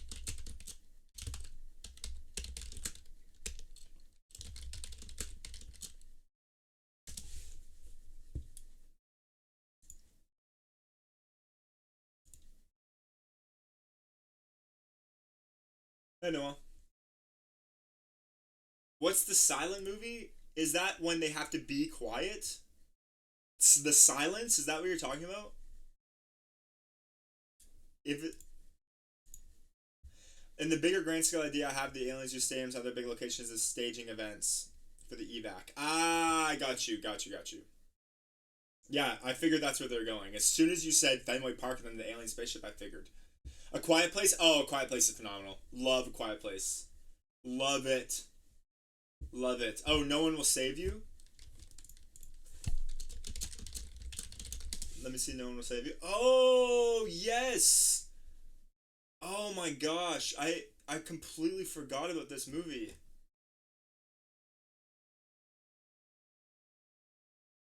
Huh. There's not a lot of good there's not a lot of good alien movies I find. Like I just want more. I want more alien invasions. I want aliens coming to the earth. I want it. I want it all. Like they're required to have a deaf actress, but even so she's great. The kid actress is legit deaf. Oh, seriously? Oh, in a quiet place, you mean? That's cool. It's really cool. I like that. Yeah, in a quiet place. Yeah, yeah. I didn't know that she was legitimately deaf. I figured they're pretty keen on trying to do that nowadays. Did you guys like the most recent A Quiet Place movie? Day One. A Quiet Place Day One, I think it's called. That's exactly what I'm talking about. I love that it happens. I love the like inciting day one. It's like the society collapsing. Just love that so much. I don't know why. I don't know where that comes from. Like, oh man, how crazy? How crazy is World War Z? The World War Z zombie scene, guys. One of my favorite like inciting incident zombie moments. Okay? So good. So good. Holy. I hated Day One. I thought it was just Cloverfield but worse. I like Day One. I like Day One a lot. I thought it was great. I had no issues with Day One. I had a couple there's a plot hole in The Quiet Place that gets me every time I watch it that I really struggle with, and I just try and put it in my head because otherwise I think the movies are fantastic. But there is a very specific issue with those movies.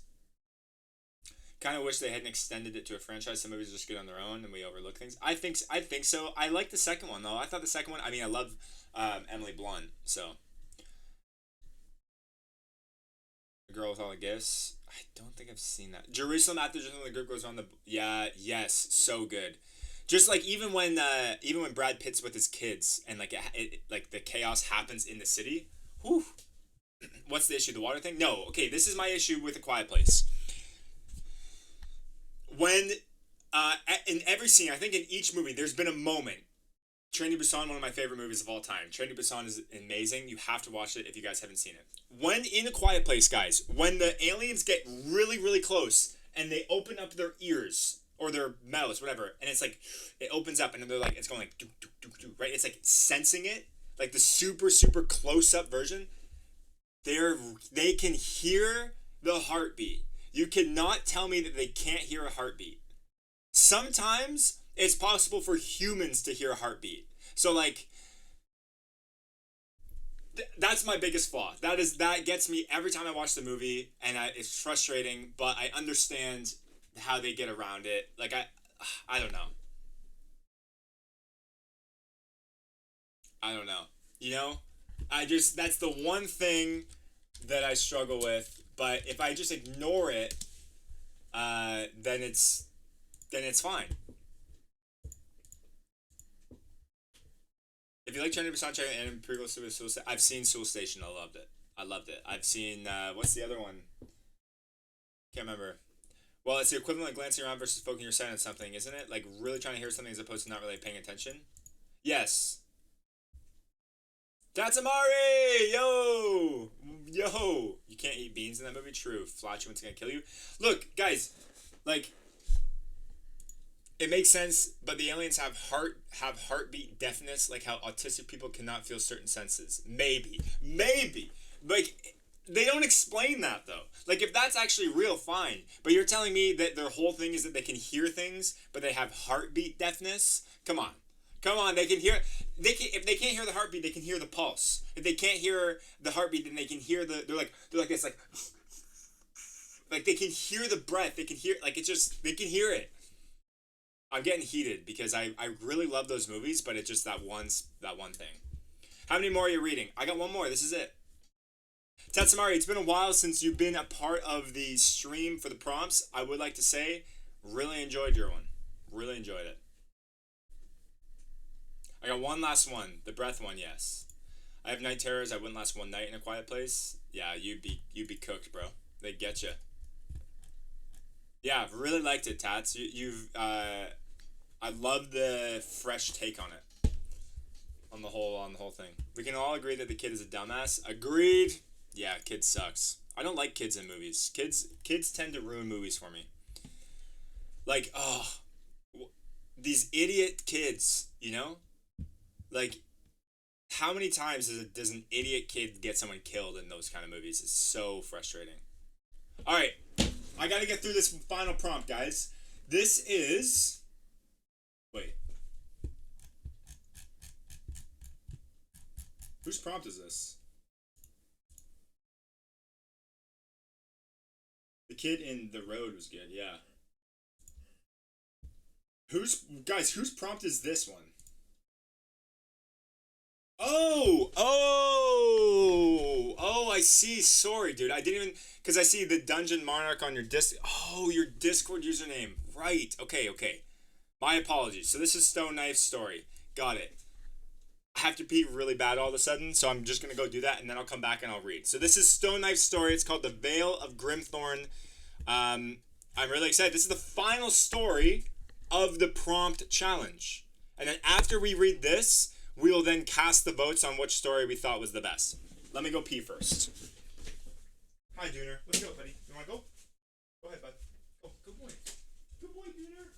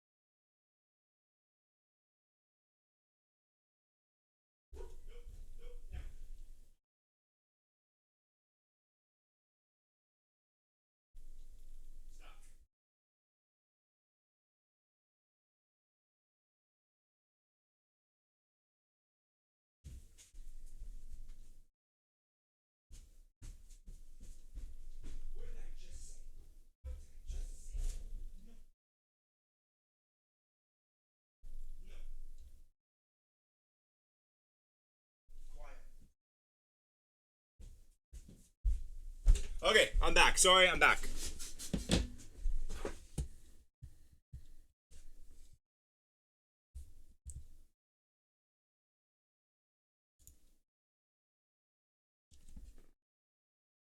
The masculine urge to make water. Men and their bladders, seriously? Do men pee more often than women? Yeah. Could you guys hear me? The bathroom's right there. That would be embarrassing.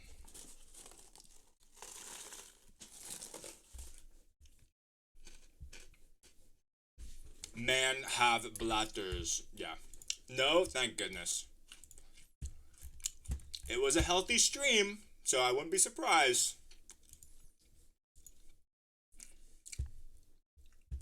I There's zero way I pee more than my partner. Yeah, I definitely, yeah. Nice. This is a healthy stream. True. Dune it's getting hot in here, so I'm gonna shut his cam off. Okay, final story. The Vale of Grimthorn. This is Stone Knife's story. Here we go. Here we go. In the harsh land of Grimthorn, where the sky was red like blood, the orc clans struggled under strict rules. The Iron Chieftain, a powerful leader, had set a harsh law with bronze coins and the help of Virgoth, the thin and vindictive sorcerer. Every woman from the smaller clans was required to show they had submitted by leaving their breasts uncovered. If they did not follow the rules, they would face punishment without mercy. By a winding river, Thara Ironhide, a determined woman, was trying to wash the poverty out of her daughter's only piece of clothing. Her daughter, Kivra, was almost grown up and felt nervous as she touched invisible scars on her collarbone, signs of strength despite tough times. "They'll come," Kivra whispered, as the sound of approaching horses broke the silence. The feared tax collectors arrived, led by Virgoth, who rode a bony horse. His magic staff glowed eerily, and he was joined by serious-looking enforcers carrying books and whips. "Thara Ironhide," Virgoth announced in a harsh voice. "You owe us 3 coins, 1 for you, and 2 for your daughter." His words struck at Kivra's innocence like a weapon.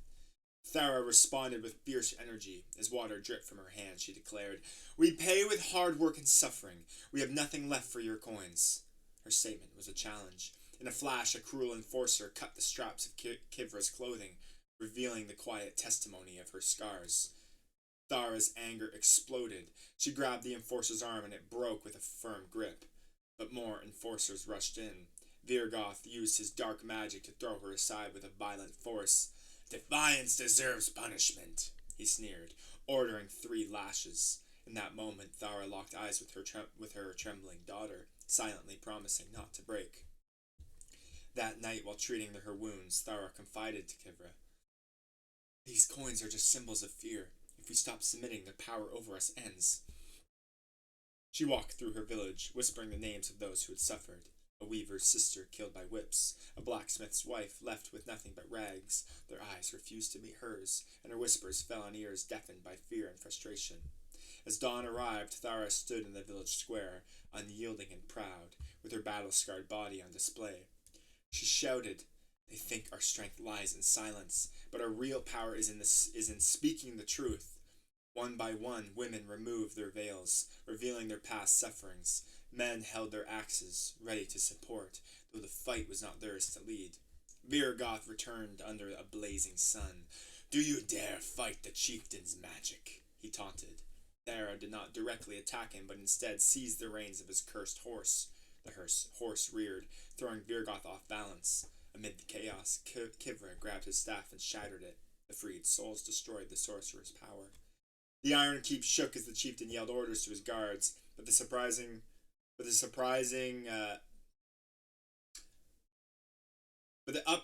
uprising, driven by unrelenting truth, surged past the gates. In that decisive moment, records were burned, and the coins were melted down into a bell.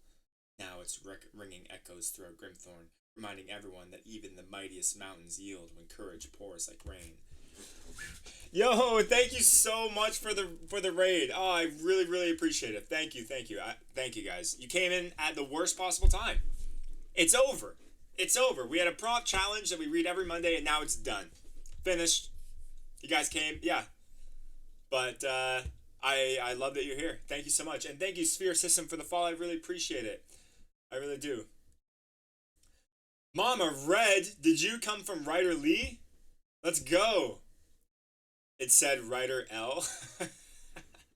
I hope all is well over here. It's great. He's great, everyone. Yeah. My timing, the last few raids have been garbage to this tracks. Welcome. Appreciate it. Great story, Stone Knife. Great job, man. Great job. The Vale of Grimthorn. I like it. I'm trying to figure out where's the prompt. How does it align with the prompt? Is it the fact that they're not obeying into the fact that the rest of the town is kind of submitting? So the rest of the town is pretending that everything's okay because they're just submitting to these people. Gross. Now we vote. I was a lurky turkey over there. We look forward to catching a stream in future based on what we did catch. Ah, fair enough, fair enough. So that's the prompt part? Yeah, I got you. Okay, I like it, I like it. That's a very cool prompt. Prompt twist. I really like it. Bunch of sheep, agreed. Yeah, so for those of you guys who came with the raid, every week we do a prompt challenge. And on Mondays, we read everybody's submissions. So I just went through 10 different stories, 1,000 words or less. We read through all of them, and then we vote on the one that we like the most. And then after we do the vote, we vote on a new prompt, and thus the cycle continues. This was week 7? Week 6 or week 7? I'm not totally sure. But if you guys want to participate, by all means you can participate. You're not required to be in the stream. You're not required to be here. You're not required to spend the hours with me while I just write. If you just want to be a part of it, by all means, please do. It's super fun. It's been great. This is 7. Okay. It's awesome, and it gets even more awesome the more people we have to submit. And I think we just had 1, 2, 3 newbies this time. Stone Knife, I just read his story. Dew was new, and Christy Lee was new in terms of reading on the stream. It was awesome. Thanks for the submission, Stone Knife. I really like this whole idea. This orc clan with, Thara Ironhide, who refuses to bow down and obey like the rest of the people in the village. I like it a lot, and I like that it ends with this kind of like decisive moment. I think this is great. Submissions get better every week. I would agree. Cough cough. Tatsu's not here. Cough cough. LOL. Yeah. You're here, bro. You're here. What did I say?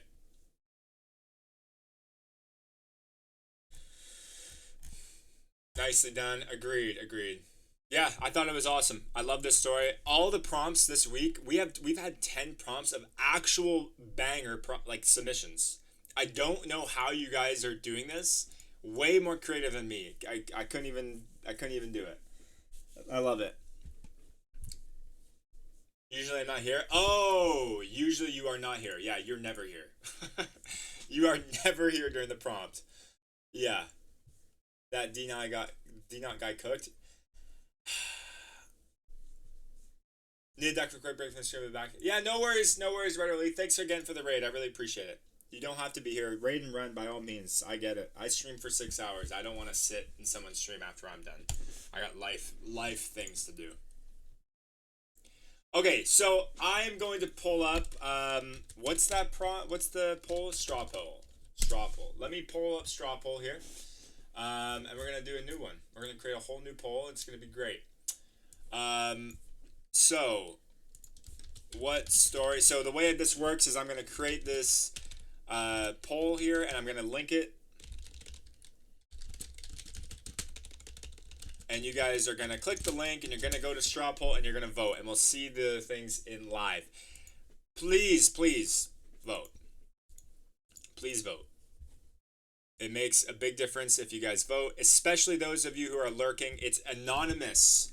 So you lurkers out there who are just sitting around and you don't want to join in the conversation, I understand. You don't have to join in the conversation. By all means, you do not. But vote. Help us understand what story you think deserves to be the winner. I'm going to go with D-Not next. I'm just going to do... okay, hold on. Let me do it this way. I'm going to reopen these. And we'll go based off of this story. So D-Not's was God of War, which was Mech. God of War. Next person was Tatsamari, which was, what was his call again? Facade. Next one was Missy, which was, I think this is fine. This is fine, yep. And another one, next person, Dew, which was the Arborist. The Lumberjack and the Arborist.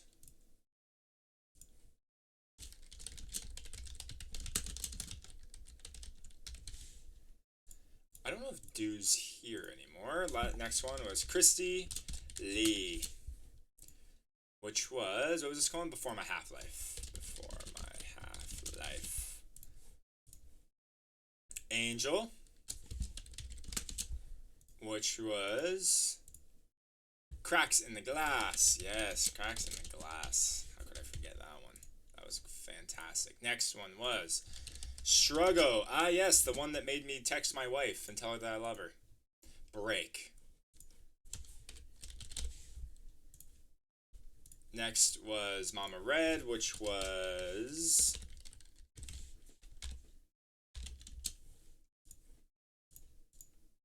Cabin. Hopefully, as I'm going through this, it's refreshing all of your memories, your memories of the moment. Brian, author brain, and Brian's, yours was the Alien, the Next Great Iceberg. The Next Great Iceberg. Why did I spell it like that? I don't know. I'm just doing what you did. Prompt 10 was Stone Knife. I'm just going to call your Twitch name to keep it simple. And yours was, what was it called? The Veil of Grimthorn. The Veil. Grimthorn. Okay. Alright, so I am going to create this poll. I'm going to link it. Do not vote for yourself. Do not go and vote for yourself. I cannot stress that enough. I will somehow find a way to figure out if you did or not. I'm just kidding. I don't think anyone would do that. I just want to remind those who are new not to vote for yourself. Let me unpin this message, and I'm going to pin this. So please go to this link, guys, and click on the votes, and we'll watch it live. Whoa! Oh, I love it when it already pops up.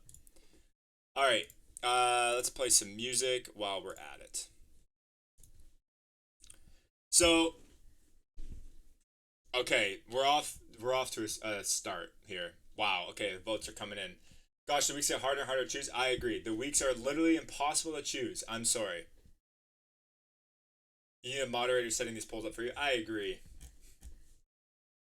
You guys gotta vote.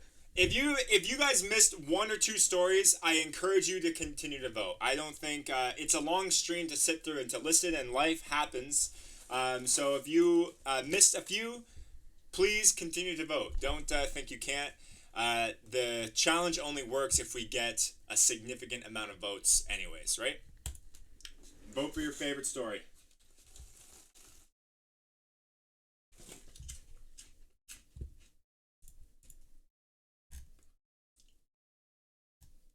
We're already at 14 votes. Hold on, I gotta vote. I'm taking mine off. I don't want you guys to see.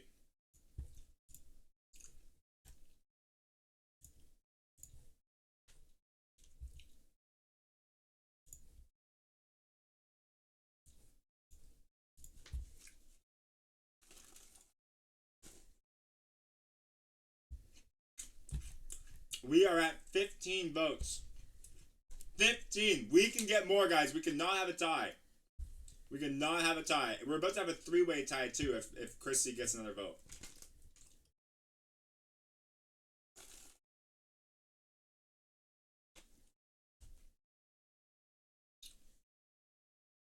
It is literally impossible to choose, but you have to. You must. You must choose. You must. Looks like this is 0 votes. No, Brian, but I really liked yours. Don't feel bad, I never get votes. Okay, only 15, guys. There's 30 people. Not to break the golden rule of Twitch and call it the lurkers, but I'm calling you out. Vote for your story. It's anonymous. It is completely anonymous. I cannot tell who voted for what.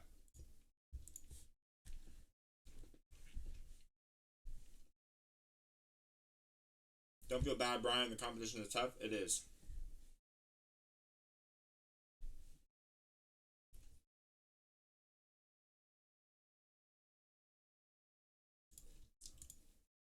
Guys, we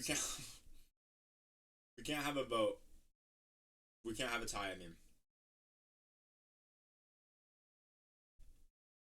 Unless you vote for yourself, then you can tell. Yeah, exactly.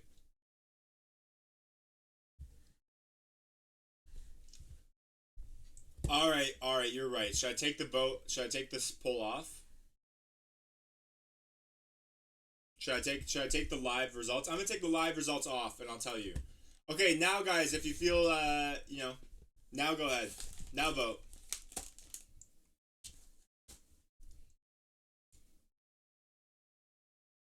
All right, put it back on.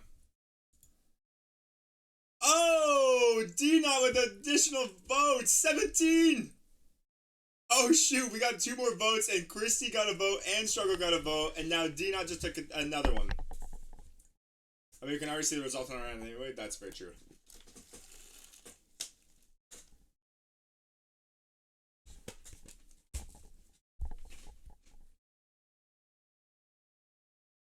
Mm-hmm. Mm-hmm. Mm-hmm. Mm-hmm. 17 votes. Let's go. Holy crap. That is what I'm talking about. I think that's the most votes we've ever gotten. Come on, you lurkers. We have, I think... What is the music?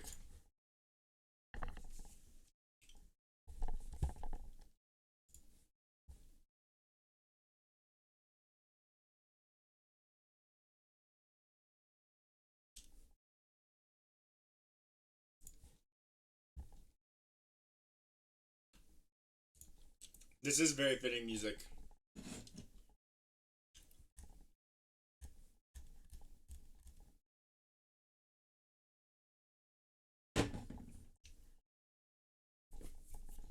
All right, I'm gonna give this until it hits 5 minutes. If there's anybody else who would like to make a vote, clock is ticking right now. Otherwise, I'm gonna call it. I'm gonna call it, and it's currently looking like D Not with God of War is the winner. Let me make sure I get the leaderboard ready to go.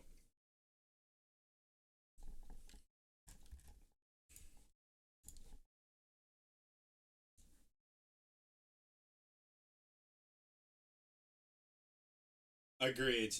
Agreed. Very similar. Very similar vibe. Completely similar vibe, which I think is awesome.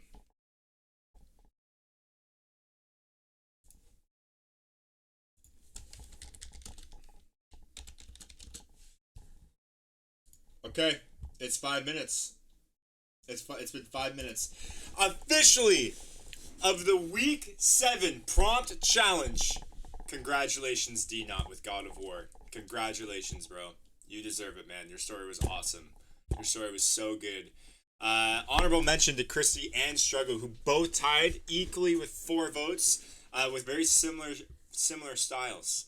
I thought it was great. I thought all of these was awesome. Mama Reds with the mind reading werewolf, 2 votes. Angel with the insurmountable improvement in the overall story. Cracks in the Glass was awesome. Stone Knife on the board with 1 vote after being the first person to submit and the last story. Your first time ever submitting, and also the last story you read with Grimthorn. I loved it. The Orc Clan. Tatsamari's Facade. Tats, personally, completely different than what you normally write, or at least what I read, and I loved it. Loved the wedding. Love that he presses on. Brian made a good point when he's like, hey, the wedding still continues, He's going to figure it out. Missy's with the humorous take in the comic. This is fine. The terrorists burning down the cafe, and the meme at the end, the multimedia story, which was very funny, short and sweet. Do with the lumberjack and the arborist, the one that really made me stop and think. I'm still going to be thinking about this one for a long time, I think. Yeah. Great story. And Brian, the next great iceberg dude. This story I think deserves some more recognition. I really liked it. It's kind of also I think I'm a little biased though. It is kind of ring. It's what I like a lot. So I love this story, man. I hope you turn it into something more because I would read it. The Kind Aliens. All in all, fantastic competition, guys. It's great. It's great. Thanks. You guys make this awesome every time. You guys make the prompt challenge so fun. I'm changing the music because wow. I need recount. To reveal my vote, I gotta say I voted for Struggle this time. I thought the emotion behind Struggle's story was just so good. I legitimately texted Mikella. I texted everyone through, so hopefully everything's okay. Oh, it went through. All right, she's just busy. Great job, guys. Great job.